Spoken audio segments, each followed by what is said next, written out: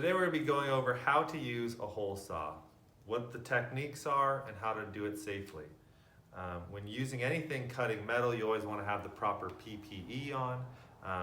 In this case, you're definitely going to want gloves and eye protection.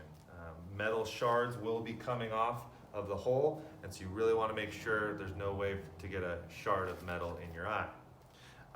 Other risks to doing hole saws is the kickback. Obviously, anything going in a circle, if it were to catch, the drill wants to go like this. If you're not properly set up, you can really hurt your wrist. So I'm going to show you how to do that. So the first step, you mark out your hole, you're ready to start drilling.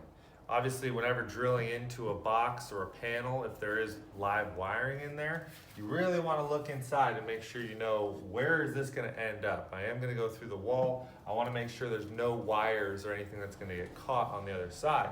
If there's any sort of risk to that, I'm going to put in some sort of protection, some sort of sleeve to kind of protect the wires when I go through the wall. Once I'm ready to start drilling, I'm going to drill what's first called the pilot hole. So when I drill my pilot hole, I'm going to have my speed at a 2, or depending on the drill, you can even go to a 3. It's a high-speed drill just to get the pilot in, and once the pilot goes through, I'm going to stop. I'm going to have a bit of pressure on the back.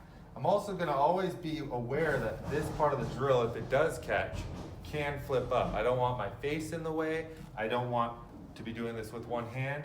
I'll put another arm kind of on the drill so that if there is any kickback, it's hitting a solid surface. Good. My pilot hole went through.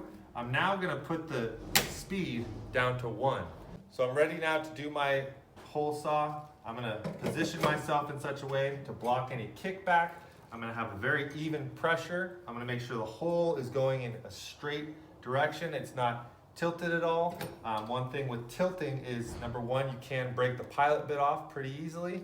Also, part of the hole will start going through before the other parts, and that's where you can really start catching. So you want the whole process to be nice and even, and kind of keep your body tight on the drill, making sure there is no kickback and you're in a safe position.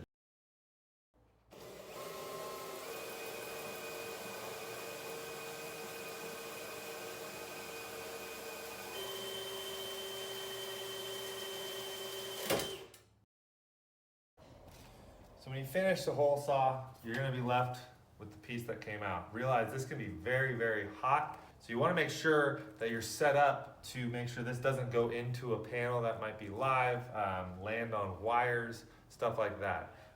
It is very hot, too hot to the touch. So you want to make sure you have a bag or something in there to catch this without it going somewhere else.